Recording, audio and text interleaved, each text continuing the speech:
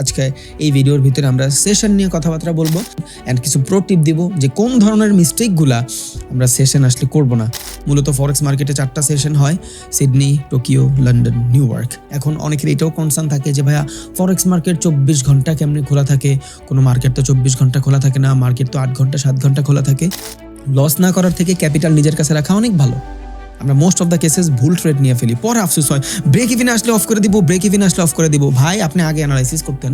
Phone দিয়া trading হবে না, অল বাংলাদেশ চ্যালেঞ্জ। কেউ যদি বলে হয় তাহলে হয় ট্রেডার না ভাই, জুয়াখোর। অ্যাজ আ ট্রেডার আপনার জানতেই হবে সেশন কখন ওপেন হয়, কখন ভলিউম থাকে। এখন এই অ্যাকর্ডিং টু সেশন আপনি মার্কেটের স্ট্রাকচার ম্যাপিং করে স্ট্র্যাটেজি বিল্ড করতে পারবেন। It's too easy. আপনি যখন নিউ ইয়র্কের সেশনে ট্রেড করবেন, আমি আপনারা বলি বিশ্বাস করেন আপনি রিভেঞ্জ ট্রেড করবেন। কেন রিভেঞ্জ ট্রেড করবেন? আপনি যতদিন পর্যন্ত ডিসিপ্লিন সিস্টেম ফলো না করবেন আপনি ট্রেডার হইতে পারবেন না। আপনি এইটা ভাইবেনই না যে একদিন 2 দিনের প্রফিটে আপনার ক্যারিয়ার দাঁড়ায় যাবে। আপনার ধরেন শখ আছে রেঞ্জ রোভার কিনবেন, একদিনের প্রফিটে আপনার রেঞ্জ রোভার হবে।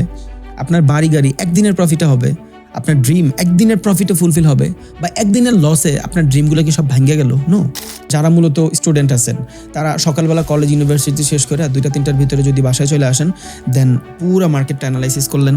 আর অনেকে ট্রেড করে বিভিন্ন ধরনের উল্টাপাল্টা সেশন নাই, 11টা বাজে মার্কেটে ঢুকলো, ট্রেড রান করে ফেলছে। নো, সবসময় আপনি ট্রেডিং করতে পারবেন না ভাই। সারা দিন 24 ঘন্টা মার্কেট ওপেন থাকে, 24 ঘন্টায় আমি চাইলে ট্রেড করতে পারবো না ভাই।